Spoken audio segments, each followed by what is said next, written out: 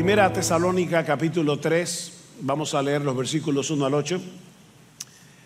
Recuerden el contexto. Pablo tuvo que salir de Tesalónica apresuradamente junto con el equipo misionero, no habían podido volver. Y ahora Pablo dice: por lo cual, versículo 1, no pudiendo soportarlo más, pensamos que era mejor quedarnos solos en Atenas, y enviamos a Timoteo, nuestro hermano y colaborador de Dios en el Evangelio de Cristo, para fortaleceros y alentaros respecto a vuestra fe, a fin de que nadie se inquiete por causa de estas aflicciones, porque vosotros mismos sabéis que para esto hemos sido destinados. Porque en verdad, cuando estábamos con vosotros, os predecíamos que íbamos a sufrir aflicción, y así ha acontecido, como sabéis.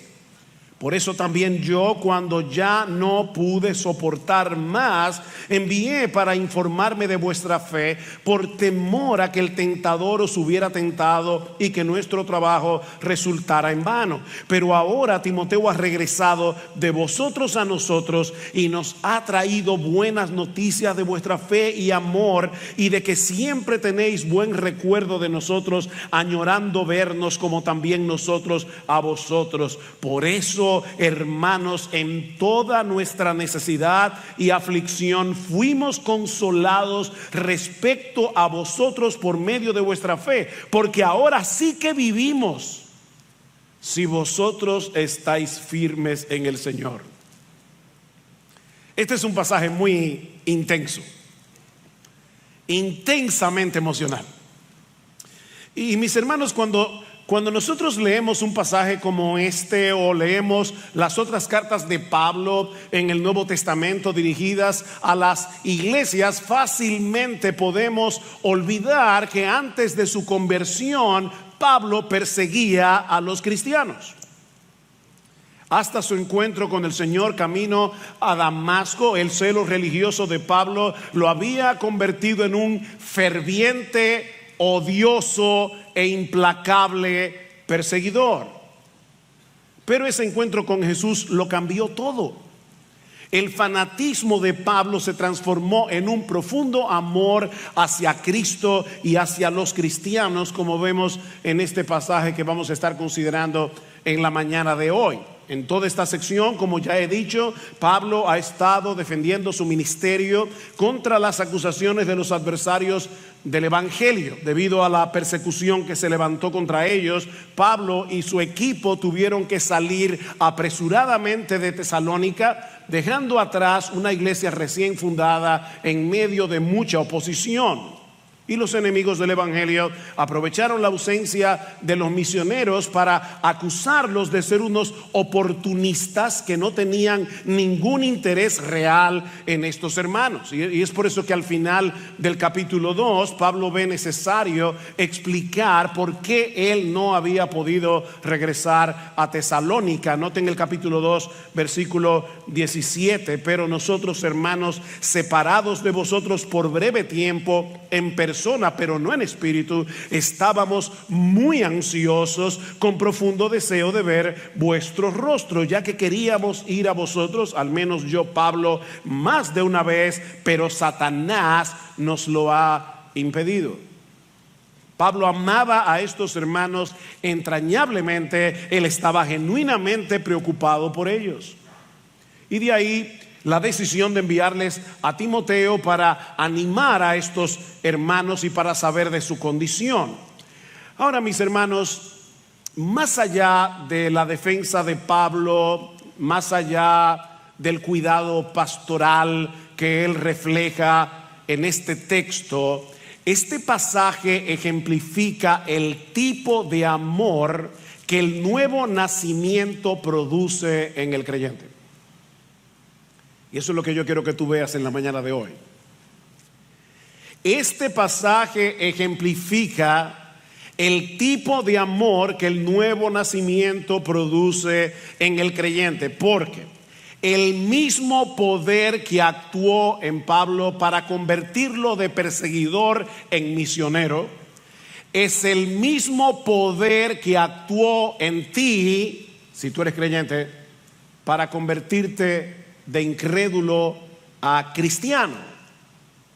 Es el mismo que actuó en nosotros en el nuevo nacimiento, dándonos una nueva naturaleza que es capaz de amar a los demás. El nuevo nacimiento nos capacita para amar. En el texto que leyó Sigfrido hace un momento, que dice Primera de Juan 4:7, un texto muy conocido: amados, amémonos unos a otros, porque el amor es de Dios. Todo aquel que ama es nacido de Dios y conoce a Dios. Y tú fuiste engendrado de nuevo por el Dios de amor, que envió a su Hijo a morir por ti en una cruz. Entonces tú tienes que ser capaz de amar. El nuevo nacimiento nos capacita para amar. Pedro nos dice en su primera carta, escuchen esto, que Dios purificó nuestras almas en el nuevo nacimiento para, ahí está el propósito, para el amor fraternal no fingido. Dios purificó nuestras almas en el nuevo nacimiento para que seamos capaces de amar genuinamente a nuestros hermanos en la fe. ¿Alguna vez tú has pensado en eso? Que una de las razones por las que Dios te dio nueva vida en Cristo es para que tú seas capaz de amar. Es sobre la base de esa obra de Dios en nosotros que Pedro ahora nos exhorta en este texto a amarnos unos a otros entrañablemente. En otras palabras, ya que tienes la capacidad de hacerlo, comienza a hacerlo. El nuevo nacimiento te capacita para amar, comienza a amar. Y en el pasaje que vamos a considerar en esta mañana, nosotros vemos en Pablo y en Timoteo dos ejemplos concretos de cómo luce ese amor cristiano en la práctica. Un amor que no solo debe manifestarse en el cuidado de los pastores, o en este caso de los misioneros, hacia los creyentes, sino también entre los creyentes entre sí, como veremos en un momento. Y hay al menos 4 cosas que aprendemos en este pasaje de lo que el amor cristiano produce en el creyente. Y la primera es una preocupación genuina por el bienestar espiritual de nuestros hermanos en la fe. ¿Qué produce el amor?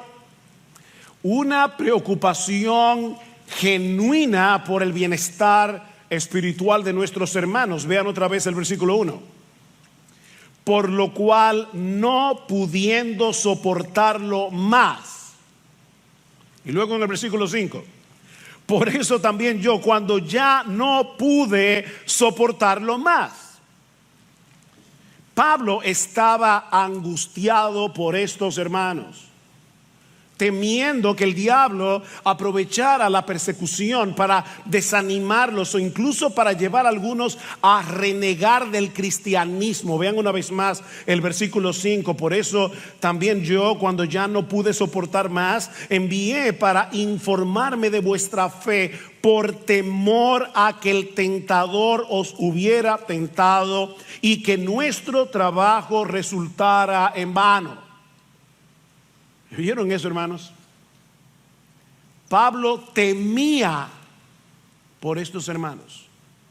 Ahora, aquí es necesario aclarar que Pablo creía en la seguridad de salvación.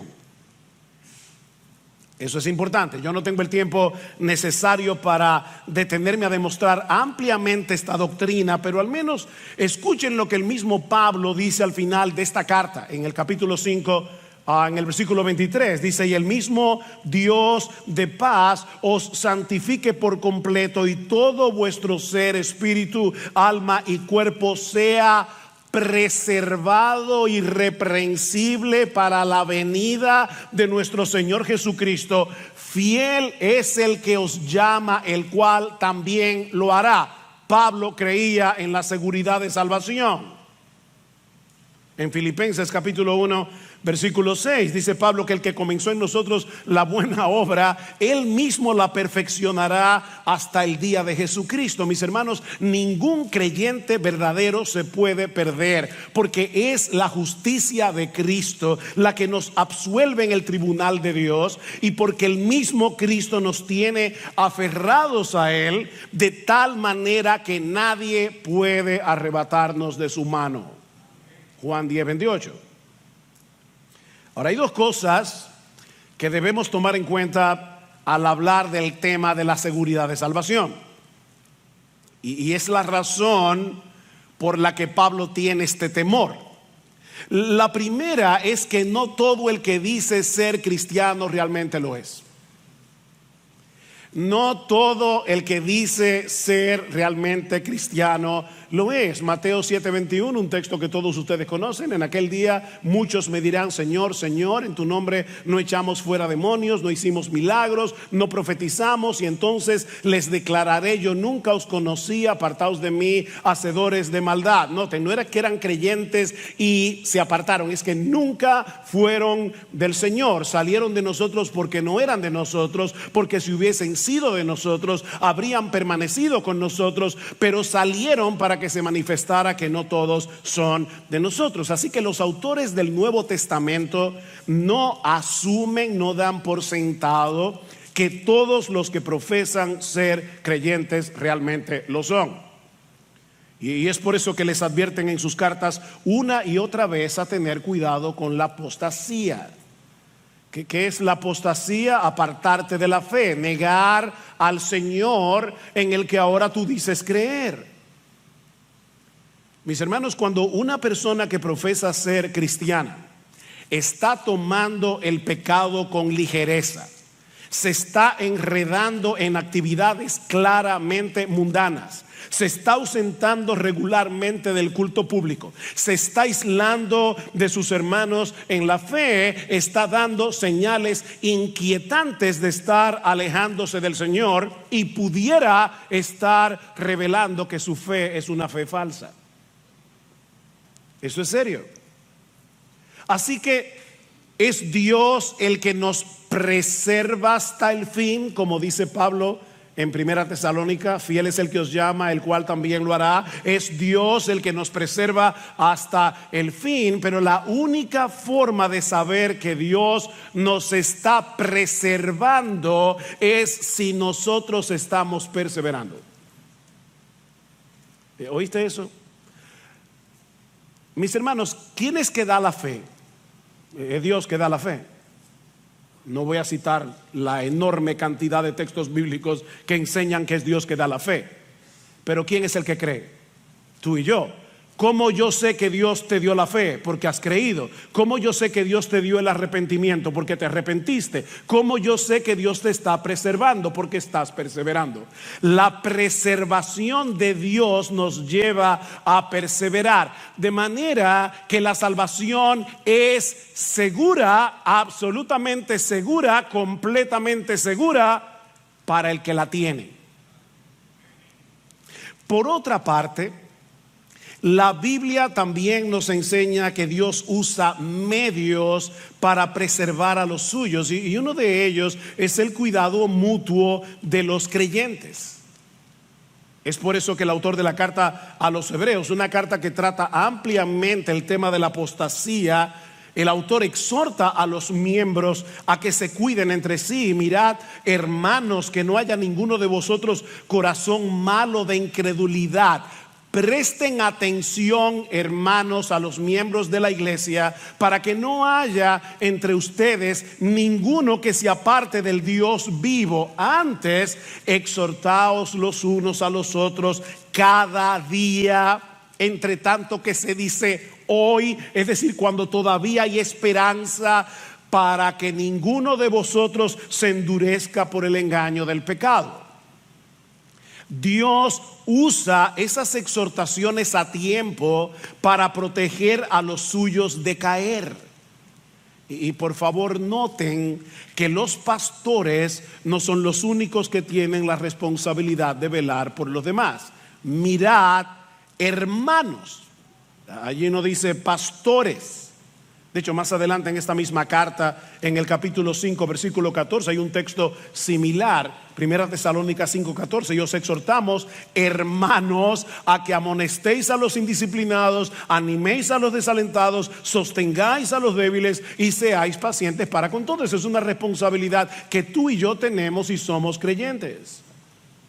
Así que, mis hermanos, Dios cuida a su pueblo por medio de su pueblo. Déjame hacerte una pregunta. tú entiendes que es tu responsabilidad cuidar a tus hermanos en la fe. Tú estás consciente de que esa es tu responsabilidad. Te preocupas cuando ves que uno de tus hermanos no anda bien, porque ese es un aspecto esencial del amor cristiano. Gálatas 6, hermanos, otra vez, no dice pastores, hermanos, si alguno fuere sorprendido en alguna falta, vosotros que sois espirituales, es decir, ustedes que son creyentes, que han nacido de nuevo, restauradle con espíritu de mansedumbre. Es la voluntad de nuestro Señor que nos cuidemos mutuamente como miembros que somos de una misma familia. Pablo estaba realmente preocupado por estos creyentes, y lo mismo Timoteo. Y por eso tomaron la decisión de separarse en Atenas para que Timoteo fuera en ayuda de estos hermanos en Tesalónica, lo que nos lleva a la segunda enseñanza que podemos extraer de este pasaje, y es que el verdadero amor cristiano nos mueve a hacer todo lo que esté a nuestro alcance para cuidar de nuestros hermanos. Es un poco diferente al punto anterior. El punto anterior fue preocúpate, pero no te quedes preocupándote. Haz algo. El verdadero amor cristiano nos mueve a hacer algo, lo que esté a nuestro alcance para cuidar de nuestros hermanos. Versículo 1 y 2, otra vez dice Pablo: por lo cual, no pudiendo soportarlo más, pensamos que era mejor quedarnos solos en Atenas. Y enviamos a Timoteo, nuestro hermano y colaborador de Dios en el Evangelio de Cristo, para fortalecerlos y alentarlos respecto a vuestra fe. Mis hermanos, el amor tiene un costo. No hay amor barato. El amor tuvo un costo para Dios. De tal manera amó Dios al mundo, Juan 3:16, que dio a su Hijo unigénito para que todo aquel que en Él cree no se pierda, mas tenga vida eterna. Dios amó, Dios dio, y dio lo mejor que tenía, a su propio Hijo. Y algo interesante, curioso, un recurso mnemotécnico, es que Juan 3:16 nos habla del amor de Dios, y primera de Juan 3:16 nos habla del amor que nosotros deberíamos tener mutuamente por causa del amor de Dios. Juan 3:16, de tal manera amó Dios al mundo que dio a su Hijo unigénito. Primera de Juan 3:16, en esto hemos conocido el amor, en que Él puso su vida por nosotros. También nosotros debemos poner nuestras vidas por los hermanos. ¿Ven el punto? Somos los hijos amados de Dios, que ahora debemos andar en amor, y no debemos amar de palabras y de lengua, como dice Juan 2 versículos más abajo, sino de hecho y en verdad. Bueno, en el caso de Pablo, el costo fue quedarse solo en Atenas para que Timoteo fuera en ayuda de estos hermanos en Tesalónica. Ahora, puede ser que para algunos este desprendimiento no le parezca la gran cosa.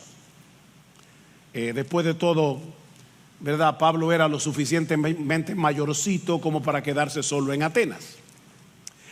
Pero no debemos olvidar que Pablo era un hombre sumamente relacional, acostumbrado a trabajar en equipo y con una serie de debilidades físicas que hacían más difícil hacer la obra sin ningún tipo de ayuda. Y el ministerio de Pablo en Atenas había sido todo un reto para él. Así que a Pablo le costó desprenderse de Timoteo. De hecho, la palabra que se usa en el versículo 1, decidimos quedarnos solos, da la idea de alguien que se ha quedado desamparado. De hecho, en el Nuevo Testamento se usa para hablar de una mujer que se ha quedado viuda. Mis hermanos, la decisión de desprenderse de un hombre como Timoteo no había sido para Pablo nada fácil. Noten lo que Pablo dice de él en el versículo 2: nuestro hermano y colaborador de Dios en el Evangelio de Cristo. Timoteo era ese tipo de hombre que todo pastor, todo misionero quisiera tener a su lado para hacer la obra del ministerio. pero el bienestar espiritual de estos hermanos era más importante que su comodidad. De hecho, para el mismo Timoteo había sido una decisión difícil. Timoteo era un hombre joven, enfermizo, tímido, y esta era la primera vez que Timoteo debía ir solo a una misión, sin tener la menor idea de lo que se iba a encontrar en Tesalónica. Así que la decisión no fue fácil ni para Pablo ni para Timoteo. ¿Y cuál era la misión? Fortalecer y alentar a estos hermanos y traerle un reporte a Pablo de la condición en que se encontraban. Noten el versículo 2: enviamos a Timoteo, nuestro hermano y colaborador de Dios en el evangelio de Cristo, para fortaleceros y alentaros respecto a vuestra fe. Esta palabra fortalecer es una palabra que todos los ingenieros conocen. Significa literalmente afianzar. Se usa 3 veces en el capítulo, en el versículo 2, en el versículo 8 y en el versículo 13. Significa literalmente colocar un contrafuerte. Ingenieros, ¿para qué se colocan los contrafuertes en las edificaciones? Para que las paredes no se muevan por el viento o cuando hay movimientos de tierra. Bueno, fue precisamente para eso que Timoteo fue enviado a Tesalónica. Él debía ayudar a estos hermanos a resistir contra toda presión que pudiera minar su fe. Ahora, de nuevo, mis hermanos, vemos aquí la misteriosa interacción entre la obra de Dios y la nuestra. Déjenme hacerles una pregunta. En última instancia, ¿quién es el que fortalece la fe de los creyentes? Es Dios. Vean, de hecho, los versículos 12 y 13 del capítulo 3. Pablo pide que el Señor os haga crecer y abundar en amor unos para con otros y para con todos, como también nosotros lo hacemos para con vosotros, a fin de que Él afirme, ahí está la palabra, afirme vuestros corazones irreprensibles en santidad delante de nuestro Dios y Padre. Es Dios el que fortalece nuestra fe. Me encanta cómo lo dice Pedro al final de la carta, de su primera carta. Dice: después que hayáis sufrido un poco de tiempo, el Dios de toda gracia, que os llamó a su gloria eterna en Cristo, Él mismo os perfeccionará, afirmará, fortalecerá. Aquí está la palabra de Tesalónica. Y Él mismo os establecerá. ¿Quién es el que va a hacer todo eso por nosotros? El Dios de toda gracia, que nos llamó a su gloria eterna en Cristo. Pero otra vez, hermanos, Él lo va a hacer a través de ti y de mí. Óyeme, yo quiero convencerte en esta mañana de que este no es un pasaje meramente biográfico. Yo quiero convencerte en esta mañana que si todo lo que hacemos al final es salir admirando a Pablo por lo mucho que amaba a estos creyentes, no aprendimos nada. Es Dios el que fortalece la fe de los creyentes, y Dios usa hombres jóvenes, tímidos, enfermizos, como Timoteo, o como tú, o como tú, o como tú, para hacer eso en la vida de los hermanos. Dios nos usa a nosotros para que nos fortalezcamos mutuamente y para que nos consolemos mutuamente, como dice el versículo 2. Dice: lo envié a ustedes para que los fortalezca y los aliente, es decir, para que los consuele, para que los anime. Y la idea es la de colocarse al lado de ellos para evitar que fueran sacudidos en medio de tanta presión. Dice: a fin de que nadie se inquiete, a fin de que nadie se perturbe en medio de la persecución. Ahora, ¿cómo debía hacer eso Timoteo? ¿Cómo debes hacerlo tú? Recordándoles que el sufrimiento por causa de Cristo no es una opción para el creyente, ni es algo fuera de lo normal. Timoteo debía fortalecer la fe de estos hermanos, animar a estos hermanos, consolar a estos hermanos, recordándoles que el sufrimiento no es una opción para el cristiano. El sufrimiento no es algo fuera de lo normal. Pablo quiere que Timoteo le recuerde a los tesalonicenses dos cosas: que la aflicción por la que estaban atravesando no era un accidente y que Pablo se los había advertido. Vean el versículo 3. A fin de que nadie se inquiete por causa de estas aflicciones, porque vosotros mismos sabéis que para esto hemos sido destinados. Y luego sigue diciendo: porque en verdad cuando estábamos con vosotros os predecíamos que íbamos a sufrir la aflicción, y así ha acontecido como sabéis. Mis hermanos, los cristianos estamos destinados a sufrir por causa de nuestra fe. El sufrimiento es inevitable cuando nos identificamos con un Salvador que es aborrecido por el mundo y que es descrito en la Escritura como un varón de dolores, experimentado en quebrantos. Si el mundo os aborrece, dice Jesús, sabed que a mí me ha aborrecido antes que a vosotros. Si fuerais del mundo, el mundo amaría lo suyo, pero porque no sois del mundo, antes yo os elegí del mundo, por eso el mundo os aborrece. El siervo nunca será mayor que su Señor, dice Cristo. Si a mí me han perseguido, también a vosotros os perseguirán. El sufrimiento es inevitable para los seguidores de Jesús. Pablo dice a los filipenses en Filipenses 1:29 que a los cristianos se nos ha concedido, y esta palabra es interesante porque lo que significa literalmente es: a los cristianos se nos ha dado de gracia. Eso es lo que significa. Por amor a Cristo, no solo creer en Él, sino también sufrir por Él. ¿Viste eso?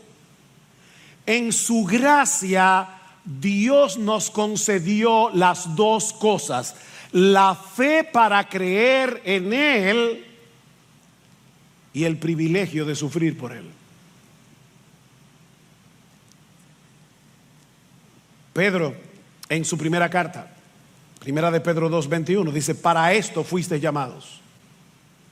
O sea, Dios nos llamó eficazmente a salvación. ¿Para qué? Dice: para esto fuisteis llamados, porque también Cristo padeció por nosotros, dejándonos ejemplo para que sigáis sus pisadas. Mis amados hermanos, el camino a la gloria pasa primero por la cruz. Así fue para Cristo y así lo será para ti también.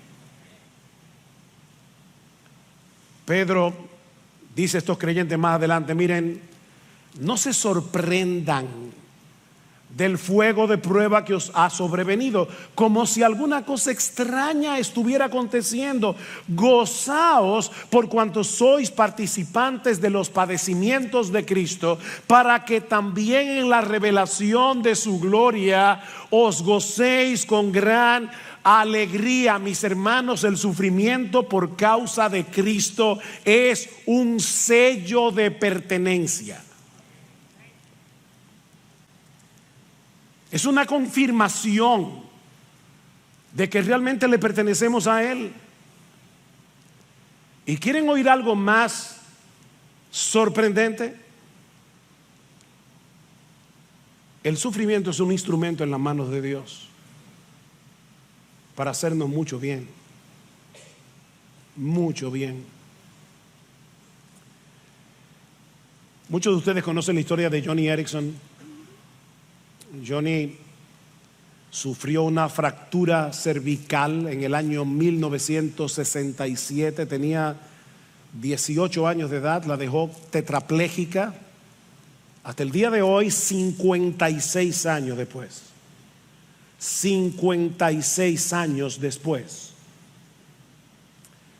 Estaba leyendo esta semana algo que Joni escribió recientemente acerca del sufrimiento.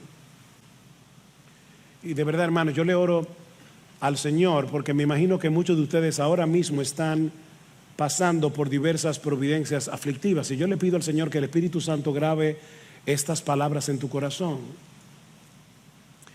El sufrimiento, dice Johnny, tiene una forma de llevarte más allá de las aguas superficiales de la vida, donde tu fe solo te llega hasta los tobillos y te arroja a las profundidades insondables de Dios. Un lugar donde Jesús es el único que puede tocar fondo. Ahí te arroja el sufrimiento. Y más adelante dice ella en este mismo artículo: tu llamado a sufrir proviene de un Dios tierno, más allá de toda descripción. No malinterpretes los caminos de tu amoroso Señor.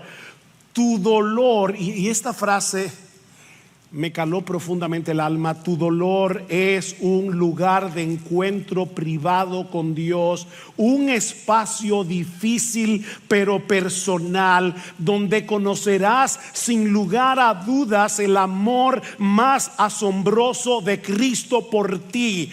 Es un espacio muy particular de comunión con Dios que no se puede tener si no es en medio de la aflicción.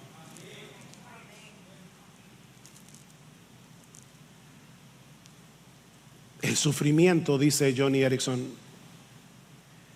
une mi propio vacío con la plenitud de Dios. ¿Tú oyes eso?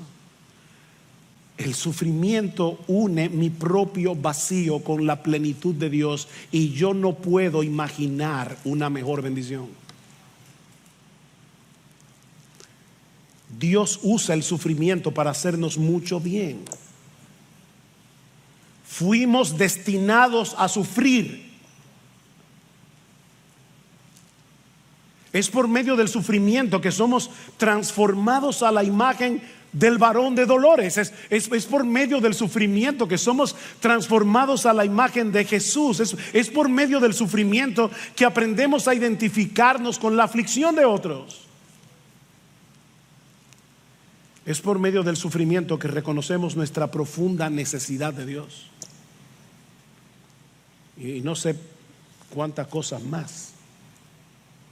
Nunca vamos a entender de este lado de la eternidad todas las razones por las que Dios decreta el sufrimiento para sus hijos, pero sí sabemos, mis hermanos, aunque no lo entendamos, y esta es una lección difícil de aprender, y se lo digo por experiencia propia. Sí sabemos que todas y cada una de esas aflicciones van a obrar para nuestro bien. Romanos 8:28.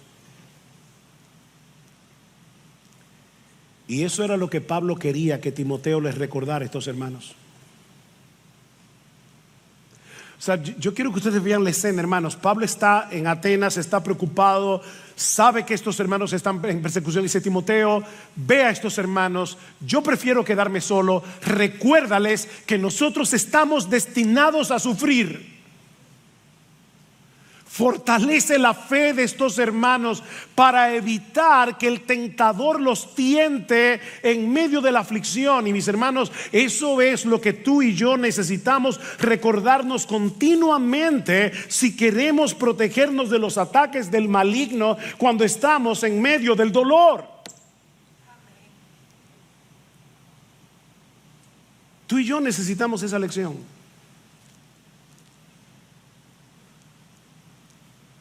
Miren, mis hermanos, y de nuevo se lo digo por experiencia propia,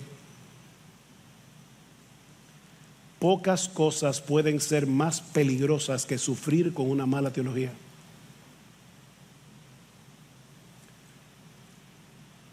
O olvidando la teología que ya conoces. Porque se puede tener una mala teología y sufrir mal, y se puede tener una buena teología y olvidarla en medio del dolor. El sufrimiento es peligroso, hermanos, cuando se tiene una mala teología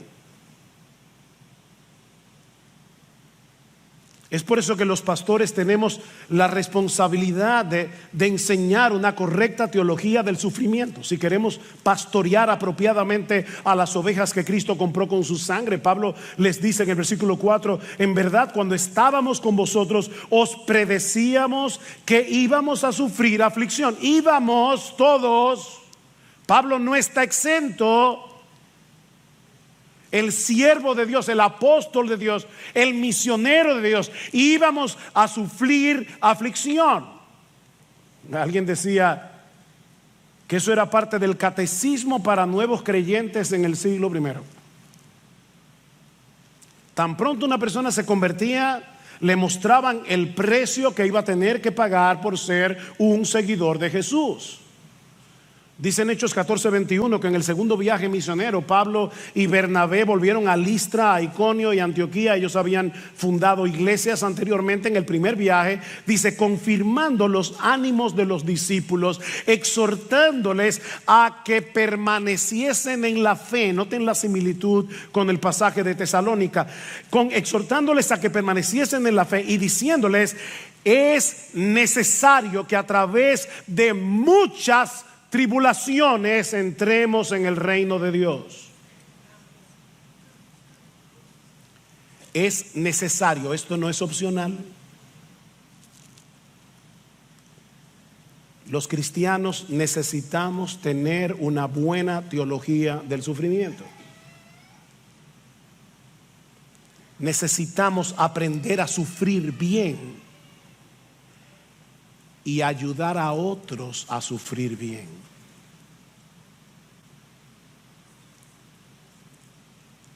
Eso es parte del amor cristiano. Y por favor, hermano, no pienses en tu corazón: yo me alegro que estén diciéndole eso a la iglesia. No, yo te lo estoy diciendo a ti.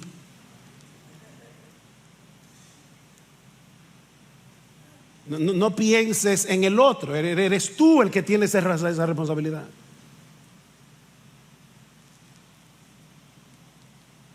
Debemos colocarnos al lado del que sufre. Pero que tú no sabes lo que yo he sufrido.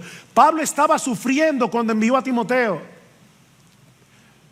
El sufrimiento no nos exime de amar. El sufrimiento no nos exime de ponernos al lado del que sufre y ayudarlo a sufrir bien.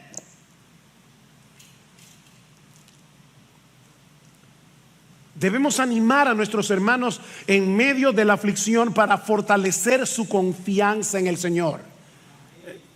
Mis hermanos, yo no sé si ustedes se dieron cuenta cuántas veces la palabra fe aparece en este pasaje. No le voy a leer los textos, pero cuando lleguen a su casa, Pablo en 1 Tesalónica capítulo 3 usa la palabra fe en el versículo 2, en el versículo 5, en el versículo 6, en el versículo 7, en el versículo 10. La fe es un elemento clave en este pasaje. Pablo está preocupado porque la aflicción ponga la fe a tambalear de estos hermanos. Y le está diciendo a Timoteo: colócate al lado de ellos, ayúdalos a sufrir bien, fortalécelos en su fe. Y mi hermano amado, mi hermana amada, esa es tu responsabilidad y la mía.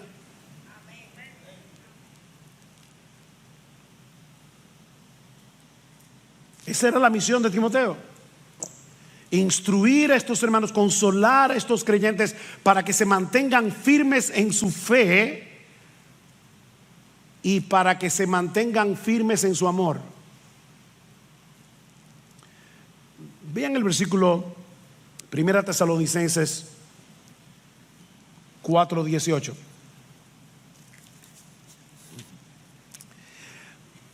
A todo el mundo le encanta ese texto que habla del rapto de la iglesia, y fácilmente podemos olvidar cómo termina.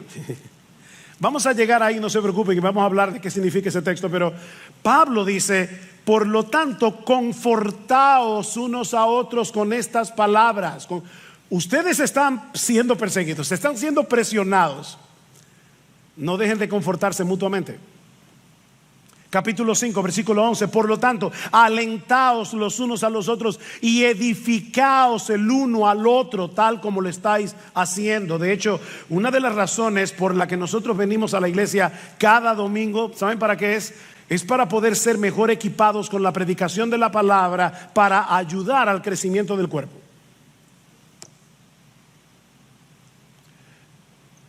Tú viniste hoy a ser entrenado. Esa es la enseñanza de Pablo en Efesios 4:11, que Dios ha dado a los pastores, ¿para qué?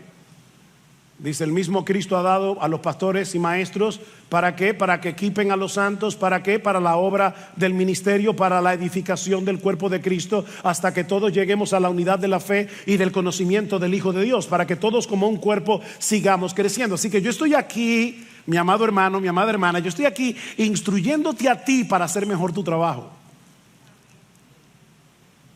Para eso viniste a la iglesia hoy. Una de las razones. Y no solamente eso, dice en primera ya voy a decir en primera de Hebreos.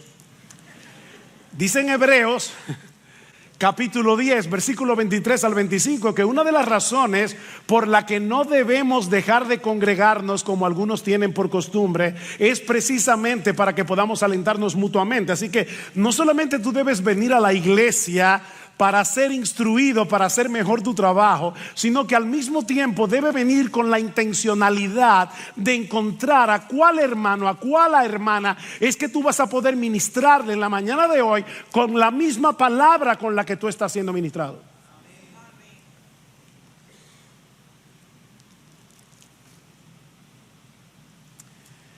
Pero hay un aspecto adicional que aprendemos de nuestro pasaje, más brevemente, acerca del verdadero amor cristiano en acción. Y es que se goza profundamente en el bienestar espiritual de sus hermanos en la fe. Se goza profundamente. Cuando Timoteo regresó de su misión, Pablo ahora se encuentra en Corinto. Se había movido de Atenas a Corinto. Y en Corinto le estaba yendo bastante mal. Así que Pablo también le estaba sufriendo. Estaba sufriendo en Atenas, ahora está sufriendo en Corinto. Pero el reporte de Pablo reavivó a Pablo, de Timoteo, perdón, reavivó a Pablo. Versículo 6. Pero ahora Timoteo ha regresado de vosotros a nosotros y nos ha traído buenas noticias. ¿Saben cuál es la palabra que se usa allí? Es la palabra evangelizar. Es la única vez en todo el Nuevo Testamento que se usa la palabra evangelio o evangelizar que no esté relacionada con el evangelio de Cristo. El evangelio es una buena noticia. Pablo está diciendo, Timoteo me trajo un evangelio, me trajo la buena noticia de vuestra fe y amor, y de que siempre tenéis buenos recuerdos de nosotros, añorando vernos como también nosotros a vosotros. Por esto, hermanos, en toda nuestra necesidad y aflicción fuimos consolados respecto a vosotros por medio de vuestra fe, porque ahora sí que vivimos. ¿Ustedes oyeron eso? Ahora sí que vivimos si ustedes estáis firmes en el Señor.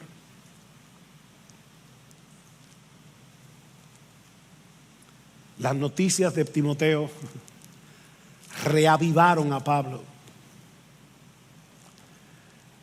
Pablo, a pesar de todo el sufrimiento, a pesar de toda la presión que están sufriendo nuestros hermanos en Tesalónica, ellos continúan firmes. Y no sé si notaron, pero dice firmes en su fe y en su amor. ¿Lo vieron en el versículo 6? Decía Calvino que estas dos palabras, fe y amor, resumen la totalidad de la piedad. ¿Cómo sabemos que una persona es piadosa? Porque tiene fe y tiene amor. En medio de la persecución, estos creyentes recién convertidos, no lo olviden, mantenían viva su fe en Cristo y el amor uno con otros. Fe y amor.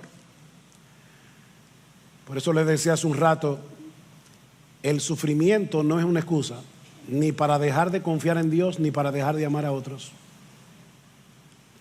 El sufrimiento no es una excusa, no es una excusa. La fe y el amor se fortalecen mutuamente en medio del dolor. La fe nos mueve al amor, el amor fortalece nuestra fe. De hecho, noten otra vez el capítulo 3, versículo 12, dice que el Señor os haga crecer y abundar en amor, unos para con otros y para con todos, como también nosotros lo hacemos para con vosotros. ¿Ven cómo Pablo se está presentando aquí como un modelo, como un ejemplo? Que el Señor os haga crecer y abundar en amor. Sí, yo sé que están sufriendo. Sí, yo sé que están en aflicción. Sí, yo sé que están siendo presionados por sus familiares. Sí, yo sé que están sufriendo un montón de aflicciones. Pero por favor, no se dejen de amar. Capítulo 4, versículo 9. Mas en cuanto al amor fraternal, no tenéis necesidad de que nadie os escriba, porque vosotros mismos habéis sido enseñados por Dios a amarnos unos a otros, porque en verdad lo practicáis con todos los hermanos que están en toda Macedonia. Pero os instamos, hermanos, a que abundéis en ello más y más. Yo sé que ustedes se aman. Yo sé que ustedes están practicando el amor genuino unos para con otros. Pero ¿saben, mis hermanos, cuál es la medida de ese amor? La medida de ese amor es Jesús. Así que nadie piense aquí, el problema mío es que yo amo demasiado. De verdad. No, aquí nadie ama demasiado. Aquí nadie ama demasiado, comenzando por este que está aquí. Nosotros somos demasiado individualistas. Vivimos en nuestro pequeño reino y estamos con nuestras propias preocupaciones, que no tenemos espacio para preocuparnos por otros.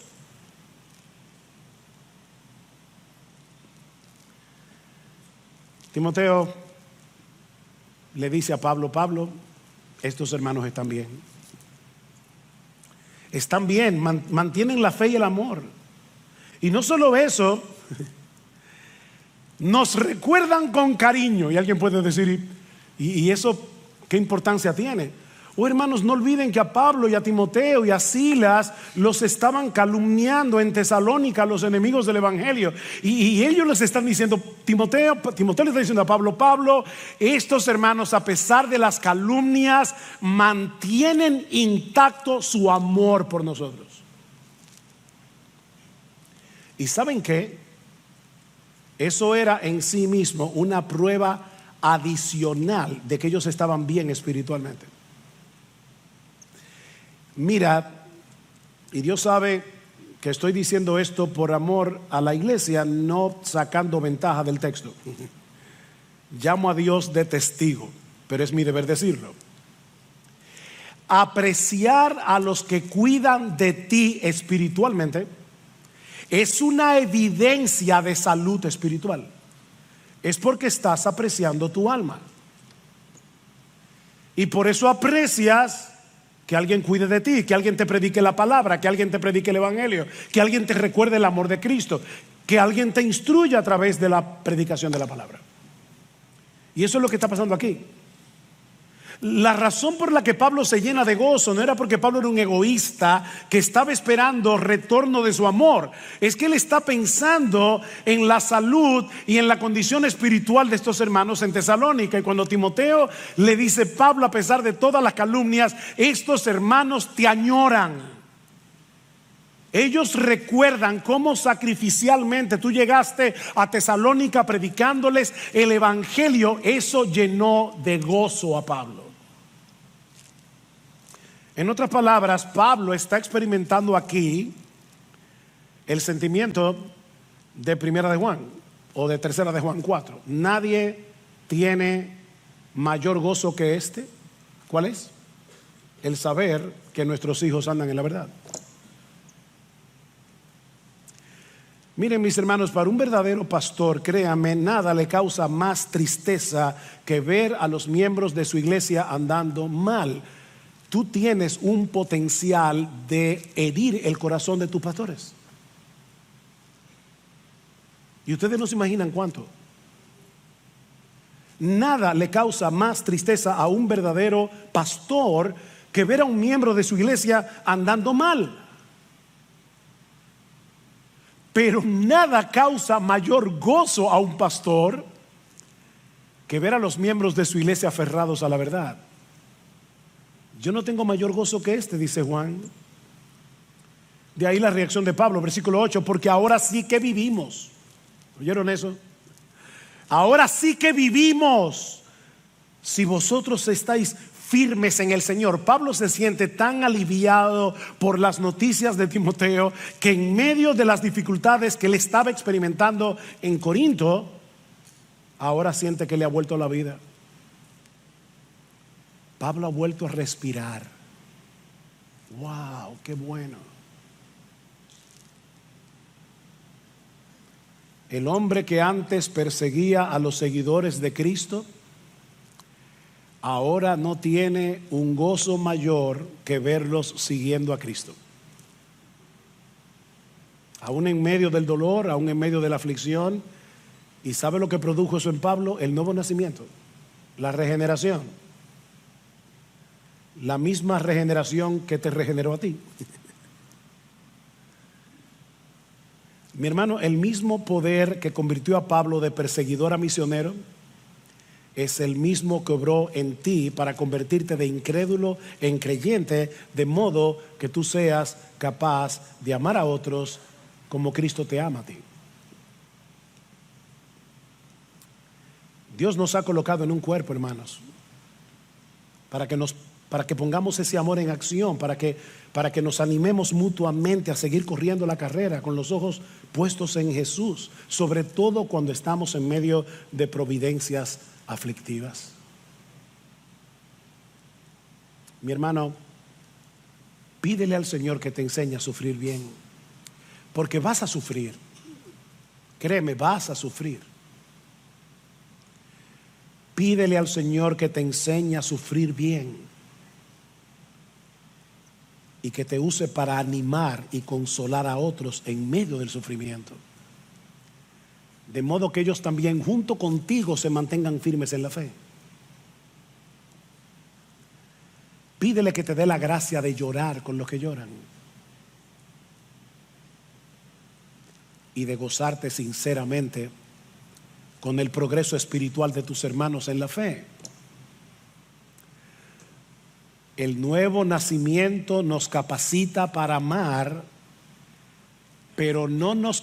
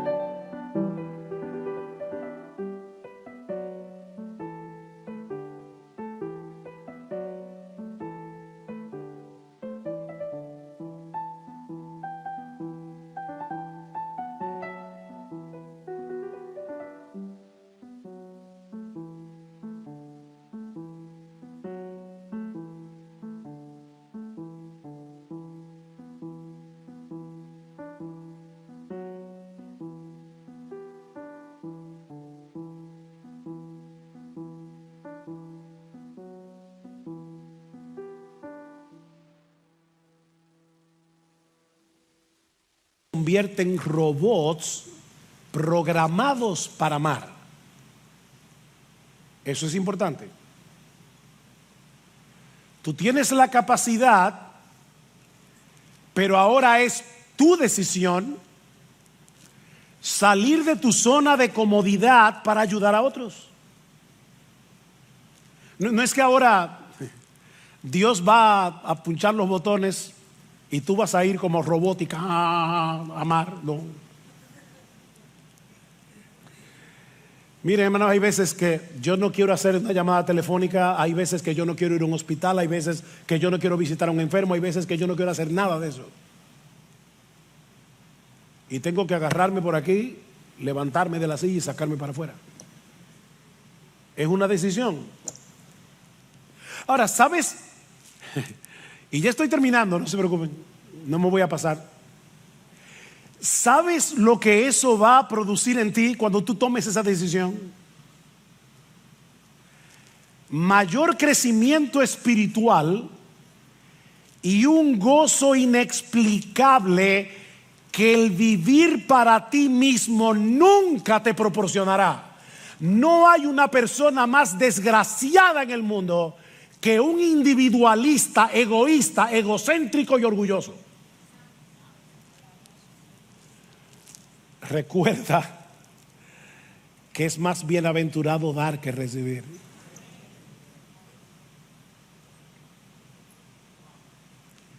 ¿Tú quieres encontrar un desgraciado? Busca un egoísta y lo encontrarás cara a cara. Es más bienaventurado dar que recibir. La buena noticia, y esta sí que es una buena noticia, es que el nuevo nacimiento incluye también la morada del Espíritu en nosotros. ¿Qué debemos hacer ahora? Bueno, lo que Pablo describe en Colosenses 2, un pasaje con el que ahora concluyo. Vestíos pues como escogidos de Dios, santos y amados. ¿Ven?